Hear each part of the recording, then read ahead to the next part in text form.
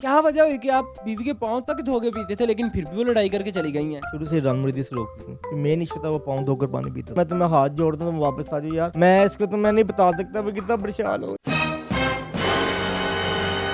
राणा साहब हौसला करें, ये तब सोचना चाहिए था ना आपको। राणा साहब बस करें, कुछ नहीं होता। मैं छोड़ दूंगा, हर वो काम छोड़ दूंगा जो उसे बुरा लगता और अगर उन्होंने कहा कि मुझे आप ही बुरे लगते हैं तो? है। ये कभी नहीं कहेगी। अस्सलाम वालेकुम डेली धरती के साथ मैं हूं आपका मेजबान रेहान हैदर। नाजरीन, आज मैं आपकी मुलाकात करवाऊंगा एक ऐसे शख्स से जो अपनी बीवी के पाँव धोकर पीते थे। सोशल मीडिया पर इनके चर्चे थे, लेकिन आजकल इनकी हालत ऐसी हो चुकी कि आप कैमरे पर वाज़िया देख सकते हैं। इनकी बेगम इनसे लड़ाई कर कर चली गई हैं, इनका सर फाड़ दिया। इतनी मोहब्बत, इतनी केयर और उनके पाँव तक धोके पी जाना, फिर भी वो नाराज होकर क्यों गई, जानते हैं इन्हीं की ज़ुबानी। अस्सलाम वालेकुम वालेकुम सलाम। सर, कैसे हैं? बस ऐसे ही हूँ। क्या वजह हुई कि आप बीवी के पाँव तक धोके पीते थे लेकिन फिर भी वो लड़ाई करके चली गई हैं? इतनी खास वजह नहीं थी, बस एक दिन हम वैसे बैठे हुए थे तो उनके पेरेंट्स का फ़ोन आया। उन्होंने बात की, बाद में मुझे बताया कि मेरे घर से फ़ोन आया।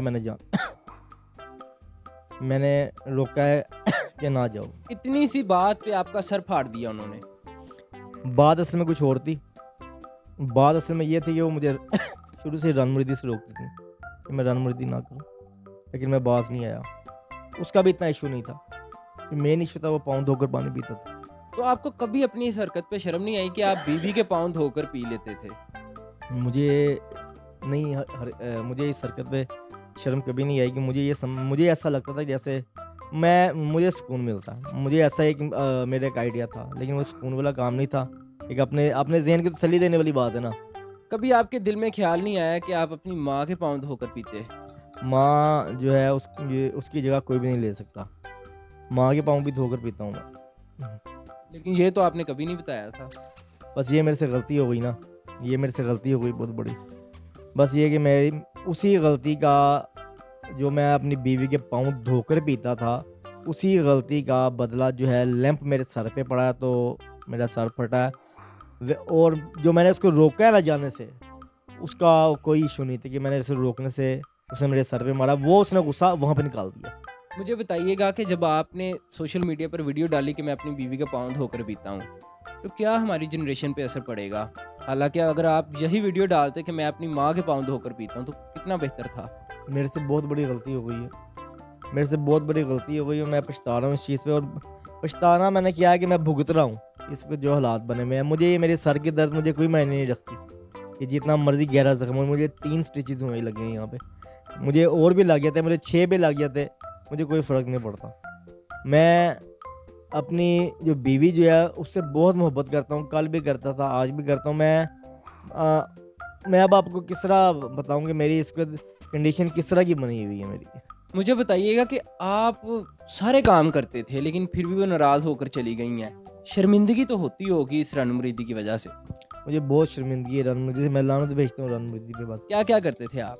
मैं सारे काम करता था, बर्तन धोता था, कपड़े धोता था, वॉशरूम धोता था, खाने बना के देता था। कोई ऐसा काम नहीं था जो मैं नहीं करता था। सबसे जो बड़ा और घटिया काम जो मैं करता था वो पाँव धोकर पीता था अपनी बीवी के, जो मुझे नहीं पीने चाहिए थे। रोकती थी, वो रोकती थी शुरू से मुझे। वो और मुझे छोड़ के गई है, वो अपने घर की, वो सही गई है। वो उसका कसूर कोई नहीं है, मेरा कसूर है कि मैंने उसको गलत आदत डाल दी है। अभी तक आप अपनी बेगम को गलत नहीं कह रहे?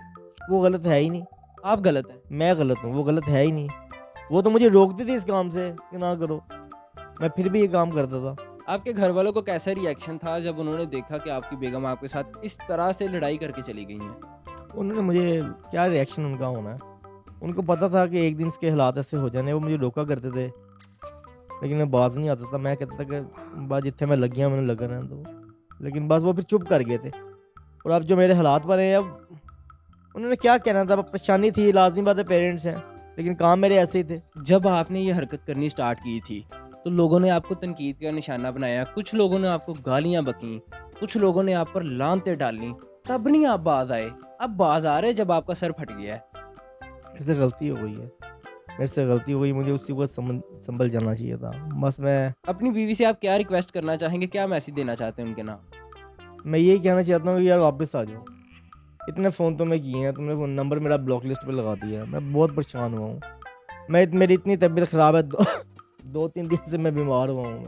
कोई मेरी देखभाल करने वाला कोई नहीं है। मैं देखभाल तो पहले भी आप अपनी खुद ही करते थे, बल्कि बीवी बच्चों की भी करते थे। लेकिन मेरे बाल बच्चे तो मेरे साथ थे ना, यही बहुत था मेरे लिए। लेकिन अब नहीं है ना घर में। अब मुझे पता है मैं कितना परेशान हूँ। मैं तुम्हें हाथ जोड़ दूँ, तुम वापस आ जाओ यार।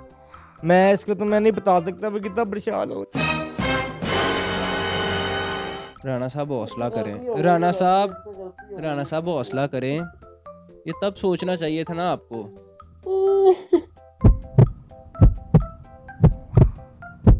अच्छा राणा साहब चलें, बस करें। राणा साहब बस करें, कुछ नहीं होता। तो वापस आ जाओ, और कुछ नहीं होता, भाभी लड़के गई आ जाएंगी वापस। वापस आ जाओ, बता। मैं छोड़ दूंगा, हर वो काम छोड़ दूंगा जो उसे बुरा लगता। और अगर उन्होंने कहा कि मुझे आप ही बुरे लगते हैं तो वो ये कभी नहीं कहेगी। मुझे पता है वो मुझसे बड़ा प्यार करती है। मुझे पता है इस चीज़ का कि मुझसे वो बहुत प्यार करती है। बस ये है कि मेरी जो आदतें गंदी थी मैंने छोड़ दिया, सब कुछ छोड़ दिया। वापस आ जाओ, सब कुछ छोड़ दूंगा। लानत भेजता हूँ मैं रणमुर्दी पे। जो लोग रणमुरीदी करते थे पहले तो आप उन्हें बड़ी शाबाशी देते थे, अब आपके क्या बयानात हैं?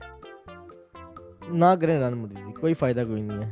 इतनी करें, बीवी के साथ इतना चलें जो एक लिमिट में रह के चला जाए, जो बेहतर हो जाए, सबको अच्छा भी लगे।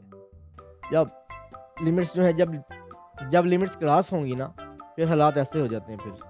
और जो अगर मेरे पीछे लग के कोई बंदा पाँव धोकर पानी पीने लग गया ना, तो छोड़ दिया, कल को उसका भी यही हाल हो जाना। इसलिए ख़त्म, आज से सब ख़त्म। एक नॉर्मल लाइफ गुजारूंगा अपनी वाइफ के साथ। वापस आ जाओ, जिस तरह कहोगी उस तरह चलूंगा। यार मैंने क्या कुछ नहीं किया तुम्हारे लिए। जी नाजरीन, आपने भाई साहब की तमाम गुफ्तगू सुनी। ये दुनिया का सबसे बड़ा रणमुरीद होने का दावा करते थे, लेकिन आजकल इन्होंने तौबा कर ली क्योंकि भाभी ने बहुत ज़बरदस्त तरीके से इन पर तशद्दुद किया और इनका सर फाड़ दिया। अब ये यही चाहते हैं कि मेरी बेगम वापस आए और मैं उनके साथ अच्छे हंसी खुशी के साथ ज़िंदगी गुजार सकूं। अपनी राय से कमेंट सेक्शन में ज़रूर आगाह कीजिएगा। हमारे चैनल को भी कर लें सब्सक्राइब। मिलते हैं अगली वीडियो में, तब तक के लिए आपका मेरा अल्लाह हामिया नासिर।